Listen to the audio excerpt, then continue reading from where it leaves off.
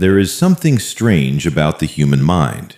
It never stops. Even when everything around you is silent, your thoughts are not. They keep moving, jumping from one memory to another, one fear to another, one hope to another. Have you ever sat alone, doing nothing, yet feeling everything at once? That's not weakness. That's your mind trying to process the world. Psychology tells us that people who think deeply often feel deeply too. They notice small changes, hidden meanings, unspoken words, and because of that, they carry more emotional weight than others. You see, not everyone understands this. Some people call it overthinking, but in reality, it's awareness. And awareness can be both a gift and a curse. Your eyes don't just see the world, they remember it. Every smile you've seen, every tear you've hidden, every moment you wish you could go back to, your brain stores it all. But here's the truth most people don't realize. Your brain doesn't remember things exactly how they happened. It remembers how you felt. That's why two people can experience the same moment, but carry completely different memories. Because psychology isn't just about events, it's about emotions attached to those events. Some of the strongest people you will ever meet are the ones who smile the most. Not because they are always happy, but because they have learned how to hide their pain.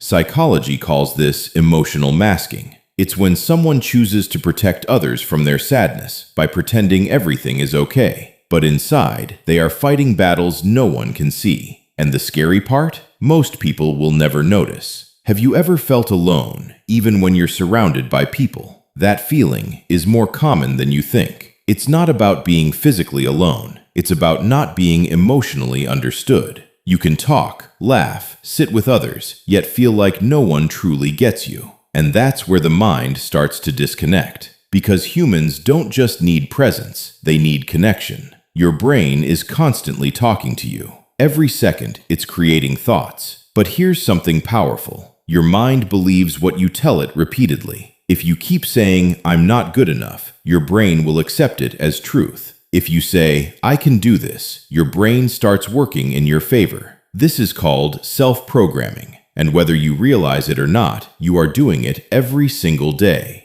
Overthinking is not just thinking too much. It's thinking without control. It's replaying the same situation again and again, trying to find a different outcome. But the truth is, overthinking doesn't solve problems. It creates them. It builds fear out of imagination and turns small worries into big ones. And the worst part? It usually happens at night, when everything is quiet, except your mind. Have you ever waited for a message, checking your phone again and again? That feeling is not just habit, it's emotional attachment. When you care about someone, your brain releases dopamine when you hear from them. It becomes a reward system, and when they don't reply, your brain feels a sudden drop. That's why silence can hurt more than words. Pain changes people, not always in a bad way, but in a real way. After being hurt, you start seeing things differently. You trust less. You think more. You feel deeper. Psychology says pain is one of the strongest teachers. It doesn't just break you, it reshapes you.